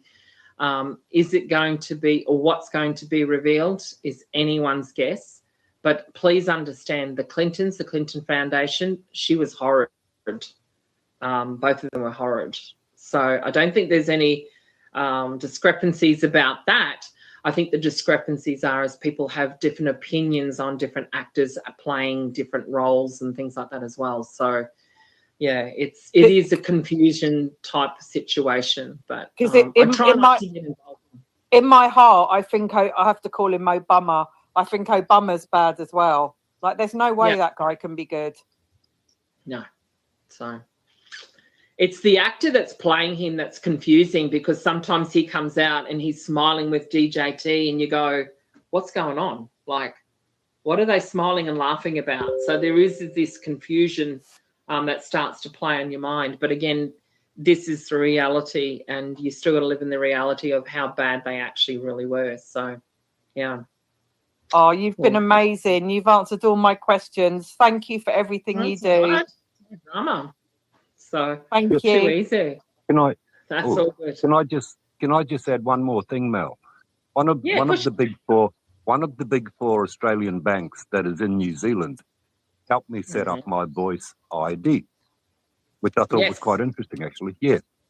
So it's actually in both New Zealand and Australia. Mm-hmm. Yeah, that's a good thing as well. As I said, there is the importance of KYC. I've just unmuted Colorado Mama as well. Terry, if you're still there, just put your hand up again, mate. Definitely happy to bring you up. And that's really, really important to make sure there's Terry and that as well. So yes. So would that be can I ask, was it ANZ that you're talking about? Yes. They are going to be part of that, yes. Yes, and shifting from Australia to New Zealand's been a huge task. The amount of ID, the documentation, even selling my property in Oz, the amount of disclosure over the top. They need to know who we are. Exactly. They've been very thorough with everything in setting up any accounts, new bank accounts. Yeah. Sorry? Yeah.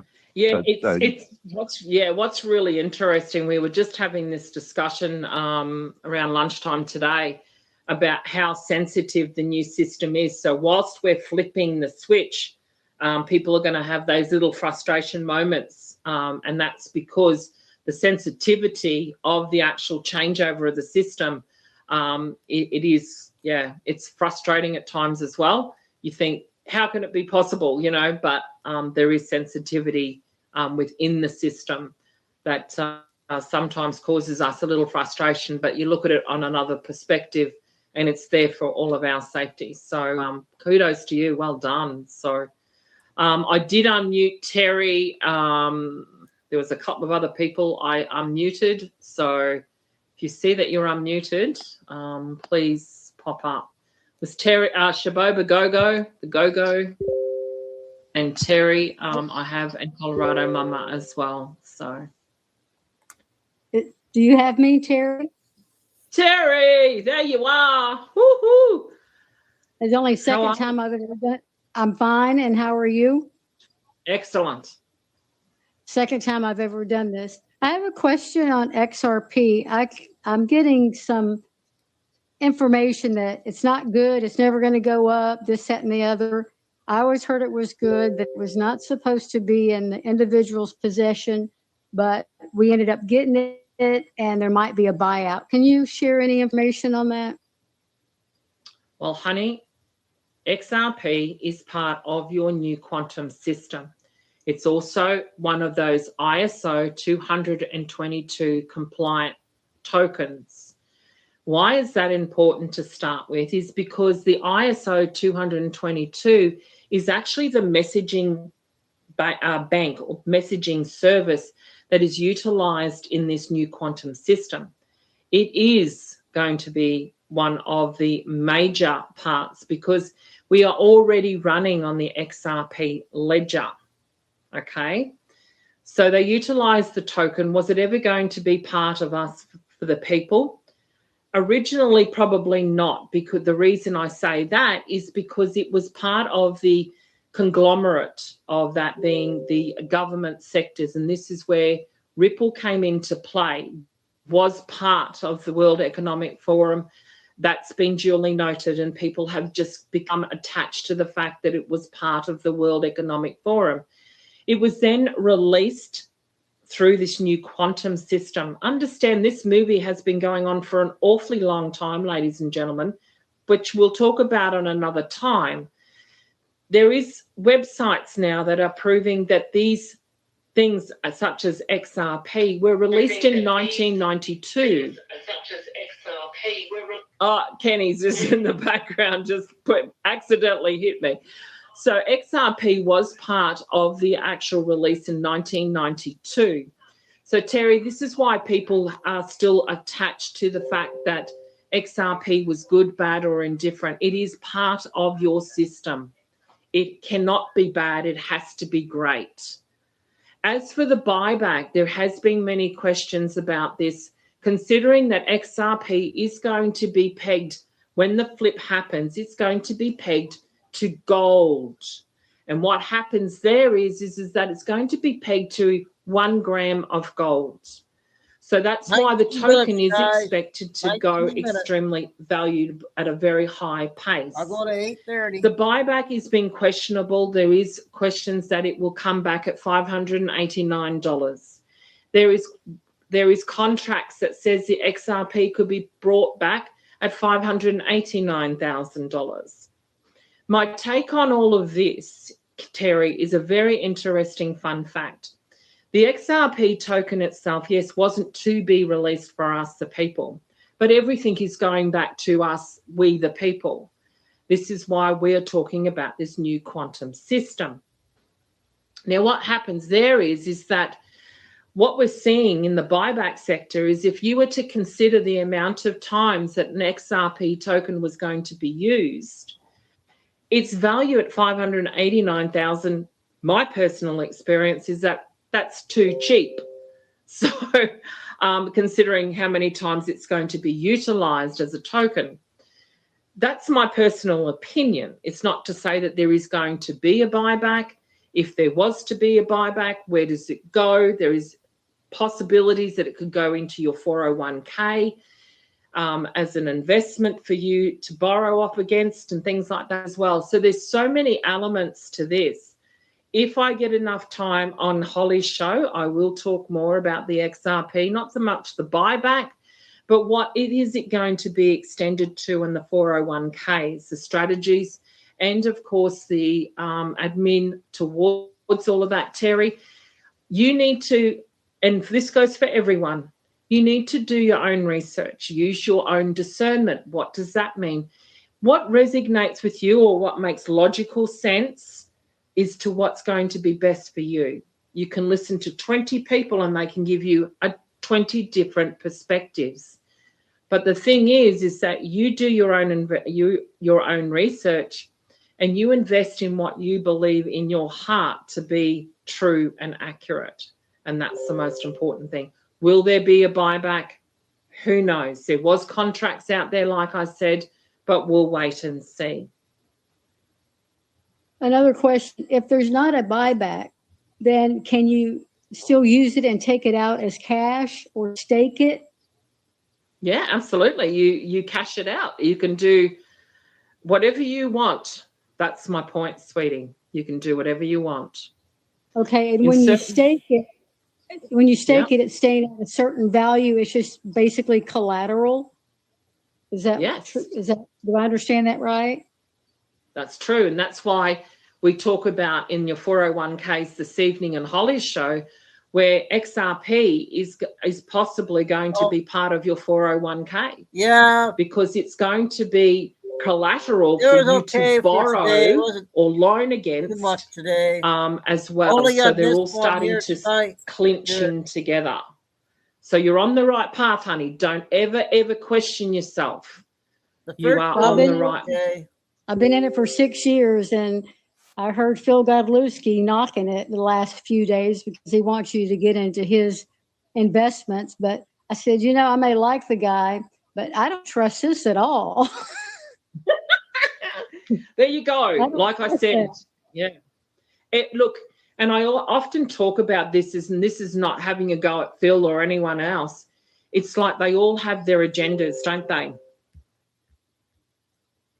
Yeah, we were doing a 3-hour roundtable, but I couldn't make it that long, and that was 30 minutes. I think we got into it. And a lot of people took off today. All the main people took off, all the channels that we. But I still got a few more videos to play after this. All have their agendas, don't they? Yes, and I like him still, but he has his own agenda on that. And you don't mess with my XRP. I've been in this for 6 years. And again, it's a conforming bias. And I do a seminar actually talking about how people have come into this movement, so to speak, and are selling a product. And I don't sell a product or anything like that, by the way. I don't sell currencies. I don't do anything like that. I'm not saying open up a QFS account or anything like that. I don't sell anything, so I've got nothing to lose by saying this. But what happens is people in this movement make this a full-time job, which it is, and they haven't created these movements. And what happens is it becomes conforming. They conform to their own bias to sell that idea. It is up to you as an individual as to which choices you make, whether you progress with that. And that's not just having a go at Phil. There's many people in this movement who have a conforming bias, and that's okay. It's, they can sell whatever they want to sell, but you don't have to go in to be involved in this movement. You don't have to go and do it. And that's the trick that people need to be, reminded of. You don't have to join everything to make money out of this movement. You do what is best for you. So correct. And that's the discernment. And I understand that completely. Let me ask you one question. What is this Holly show you were talking about? So Holly Celolano, I've done 3 videos with her. Yeah. So I'll listen to her. Okay. Yeah. So I'll listen to her. Going to be yeah. Okay. When's your next show with her? This evening. So we'll record. It gets recorded tonight, this afternoon, in just a few short hours, or an hour actually. We'll record that tonight, and that should be posted tomorrow or late this evening or tomorrow morning. So. Yeah, she's one of my faves. Okay, thanks so much for answering my questions. Love your show. That's okay. Go, and then we'll finish the show off with Colorado Mama. Go. How are you? You there, honey? God is in control. Have you got control? Hello. Thanks. Oh, it's lagging. Just think about South Africa is online. I don't know whether yet to correct with that 19th of March. I have a question. What if I'm worried? What if we go before that date, what's going to happen in South Africa? What's going to happen in South Africa? When you get the instructions, love, from either myself or from Mark Z or any other ones, once you get the instructions, then you just go and do what you need to do. But there's nothing to be fearful of. There will be clear, concise indicators, and it'll be posted on this channel as well. So it'll be fine. Okay, even if we go before that date. Oh, look, we don't know the date per se. So as I said, just stay in touch and stay on top of it. And yeah, we'll definitely keep an eye on that. But I'll let you know. Go. It's fine. Everything's going to be safe in South Africa. Okay. My second question is that I always heard people saying the market is going to crash. I'm worried, Mel, because I'm one of those people buy cryptocurrencies, some coins. So now I'm confused. I don't know what to do. I don't know whether I must cash those coins out. I don't know. No, it's not financial advice, but what happens in the art of war, everything crashes. And did you know, this is an actual fact, that after a market crash is when they have more millionaires? Huh? So you just have to hold. You have to hold, even if it crashes, you just hold, and everything will come back. Okay? Okay. It's not about selling them. You just have to hold. It's the same with what I said earlier today. If we're going back to a gold standard, and gold is the most stable asset right now is gold. And Saudi Arabia, same thing. Their central bank is talking about how profitable they are. It's because they're holding gold. Gold is going to crush the Fed and save your tokens. So you just hold until that flip takes place. So once that switch is done, it will recalculate and everything will be fine. Thank you very much. Thank you very My much. Make pleasure, my darling. day. And Thank all you. my love to South Africa and all my South African friends. So Colorado Mama, we've got 10 minutes left. So let's bring Colorado Mama up if she is free to speak. I know she's an extremely busy lady. Hello, how are we? I had to put things aside because I heard where your conversation was going, and I needed to support, number one, your great work, and number two, I want to say to Lou, there are paid people who to put out untrue things to try to sway you and confuse you right now. We've been warned that this is going to happen, and there's nothing that I can say good about either Billary or Hillary, and Obama, as I call him, Captain Zero. Absolutely not. He was a useful pawn. So anything they're putting out that's counter to the fact of what they really are, just let it go and save your brain cells.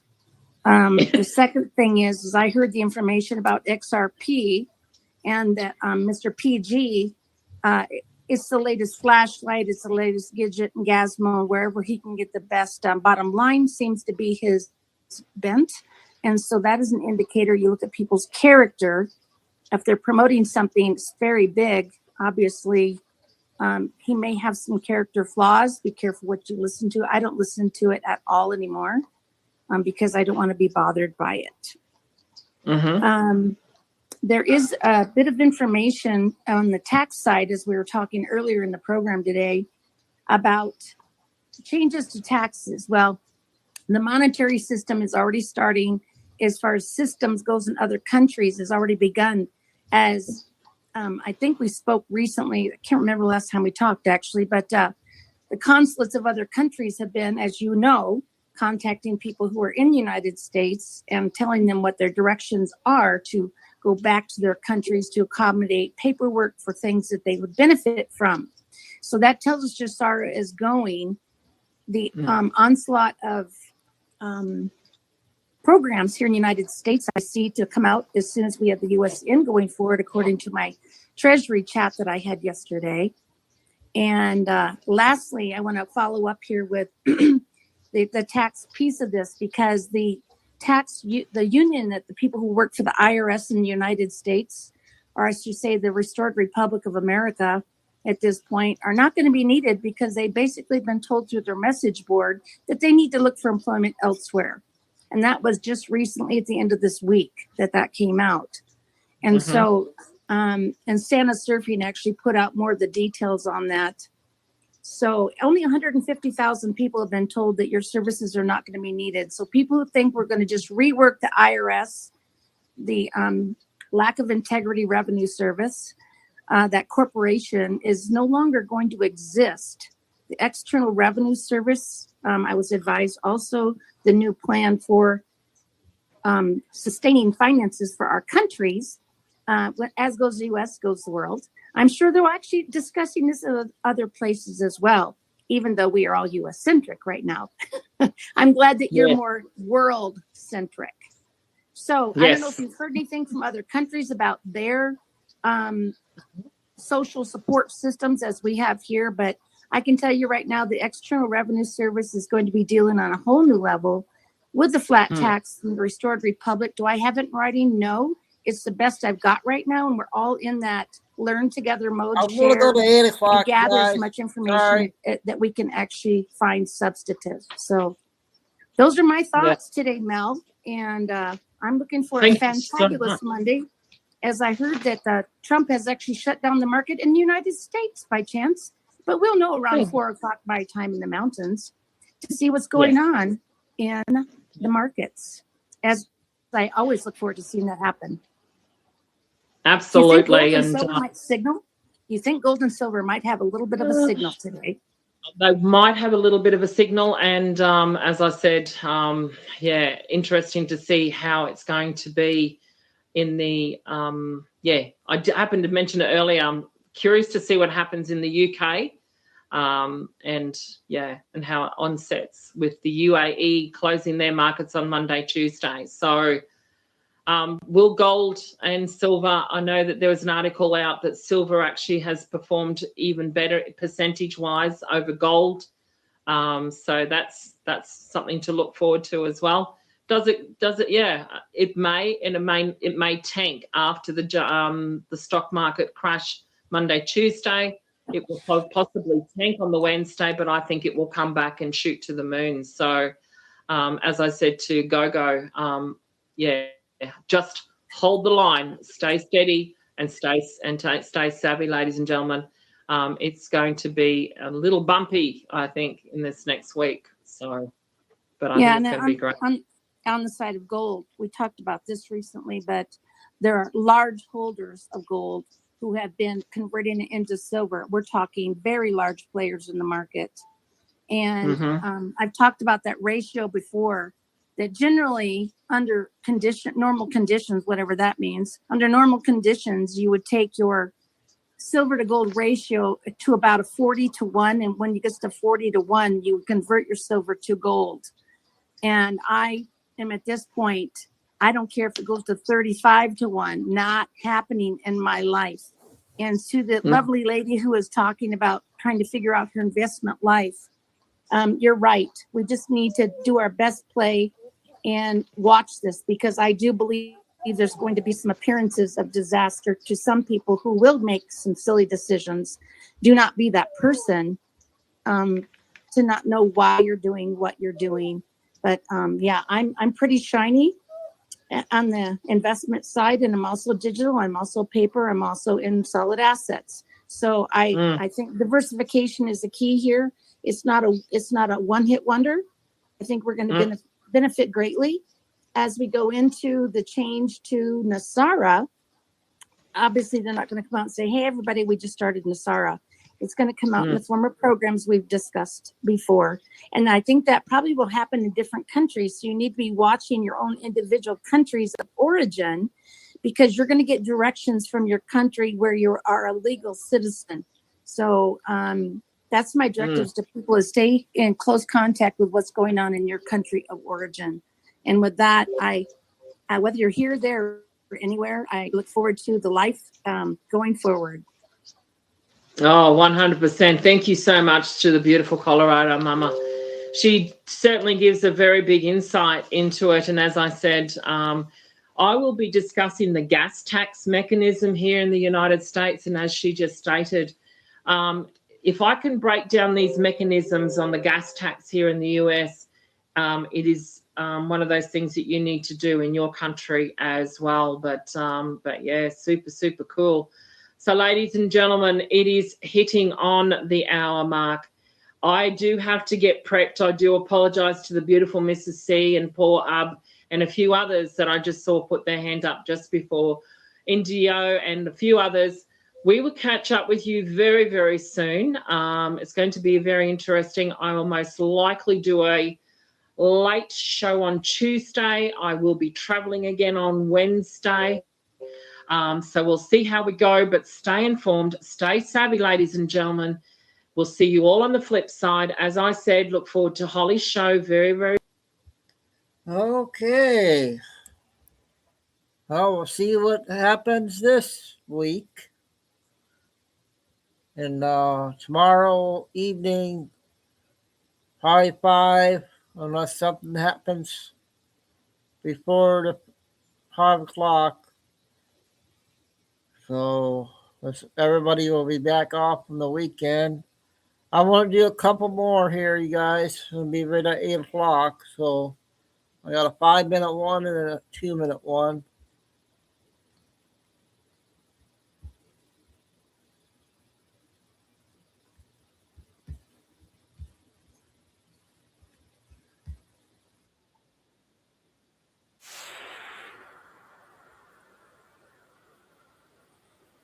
Using a highly advanced mix of electronic warfare and cyber operations, coordinated from space to the ground, the coalition was able to inject false data directly into Iranian radar screens.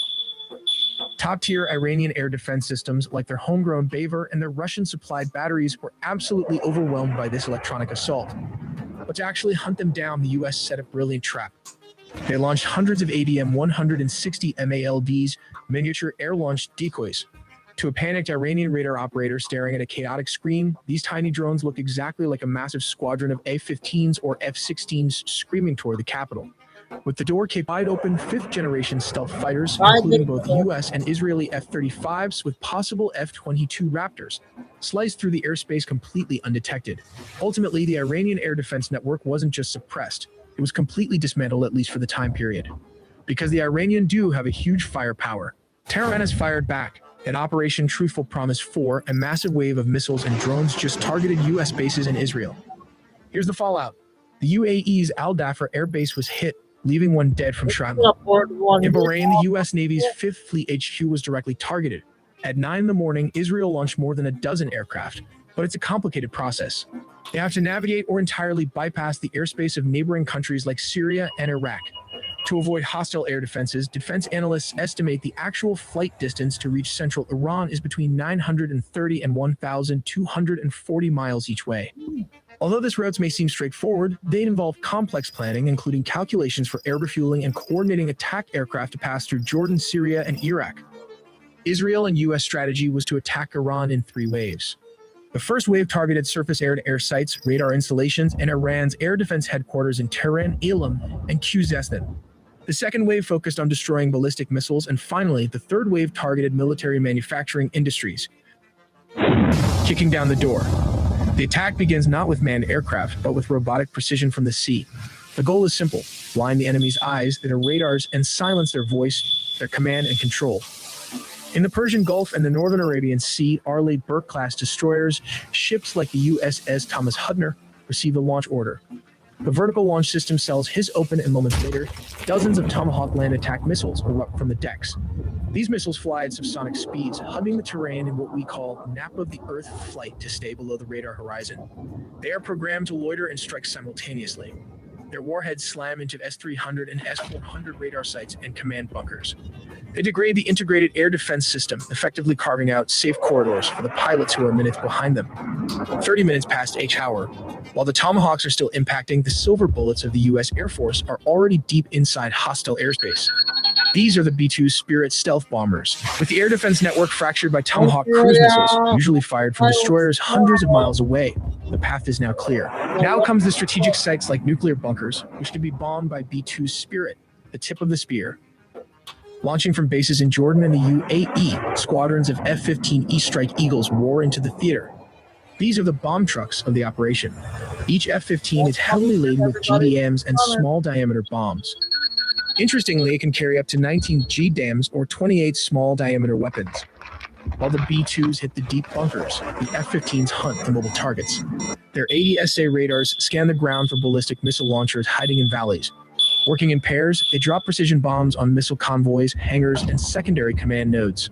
Once they are Winchester, out of ammo, or low on fuel, they don't go home yet. They connect to this tanker common launch tube that fits into almost any aircraft's existing fuel hatch. They retreat to those tanker tracks established in Phase 1, taking on thousands of pounds of jet fuel in midair before turning back for a second sortie. 2 hours past H hour. To sustain the pressure, the U.S. Navy's floating air bases enter the fight. Cruising in the Arabian Sea, a carrier strike group turns into the wind. Steam and electromagnetic catapults begin launching aircraft every 30 seconds. F-A-18 Super Hornets launch carrying anti-radiation missiles. Their job is DAD, destruction of enemy air defenses. They are hunting down any surviving radar operators foolish enough to turn their systems on. Meanwhile, F-35 Sea Lightning push forward to gather intelligence and strike high-threat targets that the older jets cannot reach. Orbiting far behind them are the E-2D Hawkeyes, the quarterbacks in the sky, managing the massive traffic of hundreds of U.S. jets. By sunrise, the first wave is over. The eyes of the enemy air defense have been blinded by Tomahawks. Okay, that was a good one. I'm going to play that former Canada lady 3 minutes. A 3-minute one. One more, Chico. One more.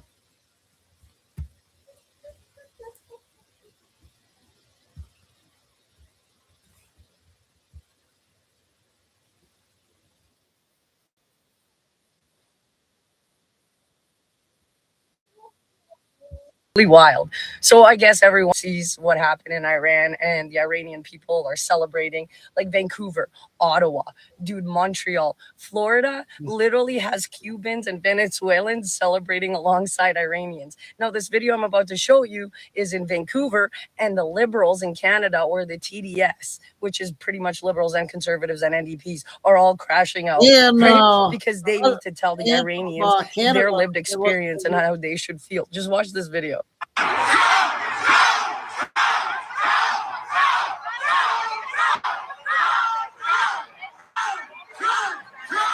So now the liberals and all the TDS people, which aren't just liberals, like they're on all sides, are freaking out, trying to tell Iranians that they shouldn't be holding Israeli flags, not realizing just how far like Judaism, I should say, and the Persian Empire actually go back. If you look at the overthrowing of Babylon and Zoroastrianism and pretty much like that level, you will understand that Iran and Israel actually had a pretty good relationship. Like it was neutral. It wasn't anything over the top until like the 70s takeover or with this Islamic like extremist regime.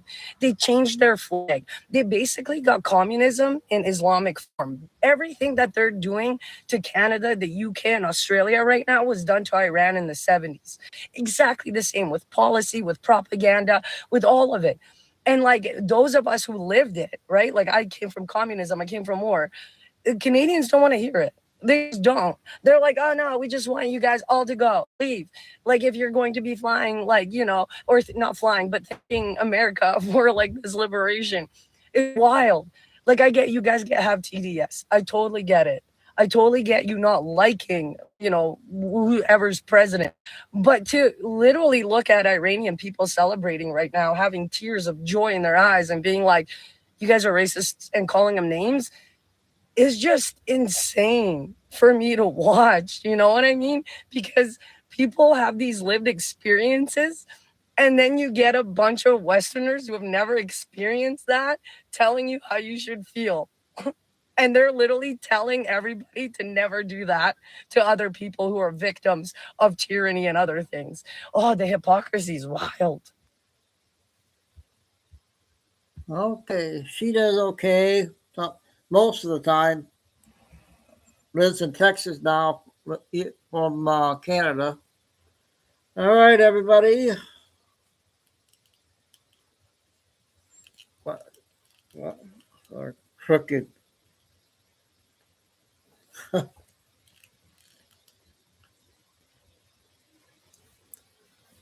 Thanks, Fighting Eagle. Thanks for all the mods. Everybody helping. Fighting Eagle, okay. Lucy, Tim,